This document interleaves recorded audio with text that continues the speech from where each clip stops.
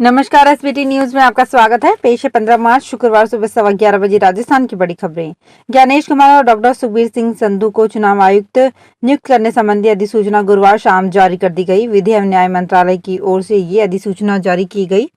राष्ट्रपति द्रौपदी मुर्मू ने इससे पहले इन चुनाव आयुक्तों की नियुक्ति को मंजूरी प्रदान की। उन्होंने मुख्य चुनाव आयुक्त और अन्य चुनाव आयुक्तों की प्रदत्त शक्तियों का प्रयोग करते हुए सेवानिवृत्त आईएएस ज्ञानेश कुमार और डॉक्टर सुखबीर सिंह संधू की नियुक्ति चुनाव आयुक्त के रूप में करने को मंजूरी प्रदान की। उनका कार्यकाल चुनाव आयोग में कार्यभार ग्रहण करने की तिथि से माना जाएगा। इससे पहले प्रधानमंत्री मोदी की अध्यक्षता में चुनाव आयोग में खाली चुनाव आयुक्तों के पदों के लिए प्रधानमंत्री निवास में एक बैठक हुई, जिसमें 2 नामों पर सहमति बनी।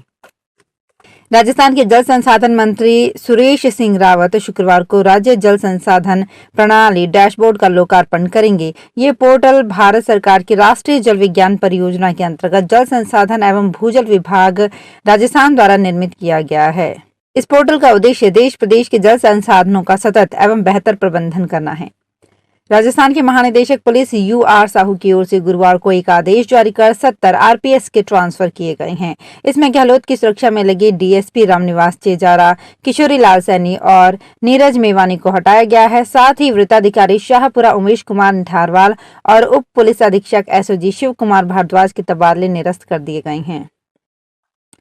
राजस्थान के चिकित्सा एवं स्वास्थ्य मंत्री गजेंद्र सिंह खिवसर के निर्देश पर चिकित्सा विभाग ने आशा सहयोगिनियों के मानदेय में 10% की वृद्धि के लिए वित्तीय स्वीकृति के आदेश जारी किए हैं। चिकित्सा एवं स्वास्थ्य विभाग के अतिरिक्त मुख्य सचिव शुभ्रा सिंह ने बताया कि वित्तीय वर्ष 2024-25 के बजट में आशा सहयोगिनियों के मानदेय में 10% वृद्धि की घोषणा की गई थी।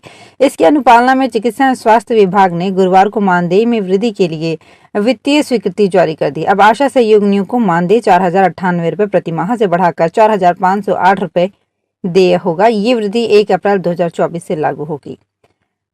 राजस्थान की उप मुख्यमंत्री दिया कुमारी ने बाड़मेर के सीमावर्ती क्षेत्र में सामरिक दृष्टि से महत्वपूर्ण 9 सड़कों के निर्माण की मंजूरी दी है। उप मुख्यमंत्री ने बताया कि अंतर्राष्ट्रीय सीमा क्षेत्र में सड़क नेटवर्क को मजबूत करना हमारी प्राथमिकता में शामिल है। इन सड़कों के निर्माण से बॉर्डर एरिया से जुड़े गाँव और सामरिक दृष्टि से महत्वपूर्ण सीमा सुरक्षा बल की चौकियों तक सड़क नेटवर्क मजबूत होगा और बेहतर कनेक्टिविटी स्थापित होगी। उन्होंने कहा कि इससे इन गाँवों के ग्रामीणों और सैन्य बलों के लिए आवागमन सुगम होने के साथ लॉजिस्टिक्स की समयबद्ध आपूर्ति भी सुनिश्चित होगी। राजस्थान के हनुमानगढ़ जिले में आबकारी विभाग में 32.5 लाख के गबन के बहुचर्चित मामले में फरार 10,000 रुपए के इनामी बदमाश को गिरफ्तार किया गया है। जिले में नोहर थाना के प्रभारी सीआई ईश्वरानंद ने बताया कि सतवीर जाट को गिरफ्तार किया गया है, जो कि 4 वर्षों से फरार था। उसे पकड़ने के लिए पुलिस द्वारा भरसक प्रयास किए गए, लेकिन सफलता नहीं मिली थी। उसके लगातार फरार रहने के कारण जिला पुलिस ने उसकी गिरफ्तारी पर 10,000 रुपए का इनाम घोषित किया था। राजस्थान के मुख्य निर्वाचन अधिकारी प्रवीण गुप्ता ने मतदाता सूची में अपना नाम खोजने की प्रक्रिया के तहत 17 मार्च को राज्य के सभी मतदान केंद्रों पर विशेष अभियान चलाने के निर्देश दिए हैं। उन्होंने बताया कि 10 मार्च को प्रदेश के सभी मतदान केंद्रों पर आयोजित विशेष अभियान आओ बूथ चले अभियान के तहत 6,84,199 मतदाताओं ने मतदाता सूची में अपना नाम खोजा। इनमें से 2,12,742 मतदाताओं ने वोटर हेल्पलाइन ऐप के माध्यम से अपना नाम मतदाता सूची में देखा। राजस्थान विधानसभा अध्यक्ष वासुदेव देवनानी ने कहा कि स्वस्थ युवा ही स्वस्थ समाज का आधार है। स्कूलों में प्रतिदिन सूर्य नमस्कार करवाया जा रहा है। विद्यार्थी इसे जीवन में अपनाएं तो वे शानदार स्वास्थ्य प्राप्त करेंगे। विधानसभा अध्यक्ष वासुदेव देवनानी ने गुरुवार को अजमेर जिले के अजयसर में राजकीय उच्च माध्यमिक विद्यालय में विकास कार्यों का शिलान्यास किया। उन्होंने कहा कि राज्य सरकार स्कूलों में दूध उपलब्ध करवा रही है। ये एक सराहनीय कदम है। उन्होंने कहा कि भारत एक महान देश है। प्रधानमंत्री नरेंद्र मोदी के नेतृत्व में हम विश्व गुरु बन रहे हैं। देश आगे बढ़ रहा है, इसमें शिक्षा का भी अहम स्थान है। राजस्थान सरकार ने एक आदेश जारी कर राजस्थान उच्च न्यायालय जयपुर बेंच में नियुक्त Rupin Kala, government counsel Jaipur Akshay Sharma, additional government counsel Jaipur Vivek Tyagi को कार्य मुक्त कर दिया है। इसके अलावा assistant government counsel Jaipur Ramavatar Meena, assistant government counsel Jaipur तथा Rudra Kumar Saran, assistant government counsel Jaipur को तत्काल प्रभाव से कार्य मुक्त कर दिया गया है। विधि एवं विधि कार्य विभाग के प्रमुख शासन सचिव ज्ञान प्रकाश गुप्ता ने बताया कि आदेश के तहत K Bissa, additional government counsel Jodhpur Manish Tank, deputy government counsel Jodhpur और Surendra Singh Rathore, assistant government counsel Jodhpur को भी कार्य मुक्त कर दिया गया है।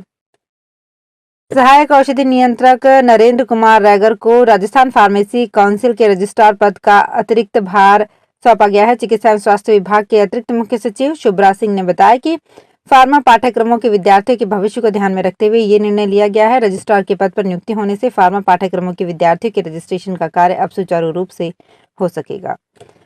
राजस्थान विधानसभा अध्यक्ष वासुदेव देवनानी ने जलदाय विभाग को निर्देश दिए हैं कि होली के त्योहार पर पूरे अजमेर शहर में 15-20 मिनट अतिरिक्त पानी सप्लाई किया जाए। इसके साथ ही गर्मियों में पर्याप्त जलापूर्ति सुनिश्चित की जाए। उन्होंने कहा कि अमृत 2 योजना शहर की जलापूर्ति में क्रांतिकारी सुखद परिवर्तन लाएगी। प्रत्येक क्षेत्र में पर्याप्त और पूरे प्रेशर से जलापूर्ति सुनिश्चित होगी। राजस्थान के पशुपालन एवं डेयरी मंत्री जोराराम कुमावत ने राजस्थान कोऑपरेटिव डेयरी फेडरेशन के सरस ब्रांड का ऊंटनी का दूध लॉन्च किया।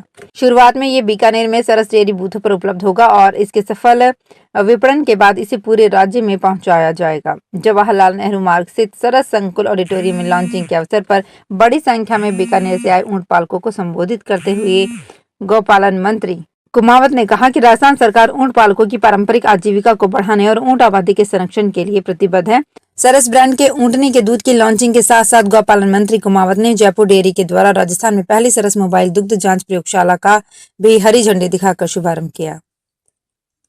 केंद्र सरकार ने राजस्थान में 31 सड़क परियोजनाओं के सुदृढ़ीकरण एवं चौड़ाईकरण के लिए 972 करोड़ 80 लाख रुपए तथा 4 आरओबी 1 आरयूबी और 2 फ्लाईओवर निर्माण के लिए 384 करोड़ 56 लाख रुपए की स्वीकृति प्रदान की है। उप मुख्यमंत्री दिया कुमारी ने इस स्वीकृति के लिए प्रधानमंत्री नरेंद्र मोदी एवं केंद्रीय सड़क परिवहन मंत्री नितिन गडकरी का आभार व्यक्त किया है। उन्होंने कहा कि हमने केंद्र सरकार को इस संबंध में प्रस्ताव भिजवाए थे, जिसे तत्काल ही मंजूर करते हुए ये स्वीकृतियां जारी की गई है। उन्होंने कहा कि प्रदेश की डबल इंजन सरकार मुख्यमंत्री भजनलाल शर्मा के नेतृत्व में विकसित राजस्थान के लक्ष्य को पूरा करने के लिए तेजी से आगे बढ़ रही है। जयपुर में नाड़ी का फाटक पर 86 करोड़ 89 लाख रुपए की लागत से 4 लेन आरओबी में अंडरपास, सीतावाली फाटक और बेनाड फाटक के बीच 14 करोड़ 37 लाख की लागत से आरयूबी का निर्माण करवाया जाएगा। इसी प्रकार भरतपुर में हीरादास चौराहा पर 79 करोड़ 1 लाख की लागत से तथा बिजलीगढ़ चौराहा पर 54 करोड़ 73 लाख की लागत से फ्लाईओवर का निर्माण किया जाएगा।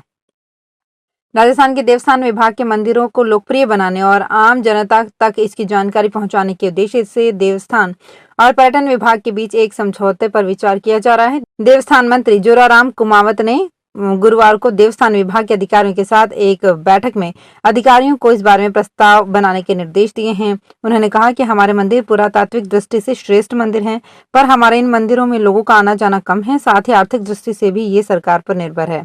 अगर इन्हें पर्यटन विभाग से जोड़ दिया जाए तो इनमें पर्यटकों का आना जाना बढ़ेगा ही और इसके साथ इनकी आय भी बढ़ेगी। उन्होंने इसके लिए प्रदेश के 50 से 100 मंदिरों का चयन करने का निर्देश दिया जो पुरातत्व की दृष्टि से उत्कृष्ट हैं। तो फिलहाल इस बुलेटिन में इतना ही। फिर हाजिर होंगी कुछ और बड़ी खबरों के साथ। अगर आप भी अपने आसपास की छोटी बड़ी और महत्वपूर्ण खबरों से अपडेट रहना चाहते हैं तो सब्सक्राइब कीजिए हमारे चैनल एसपीटी न्यूज को और प्रेस कीजिए बेल आइकन पर।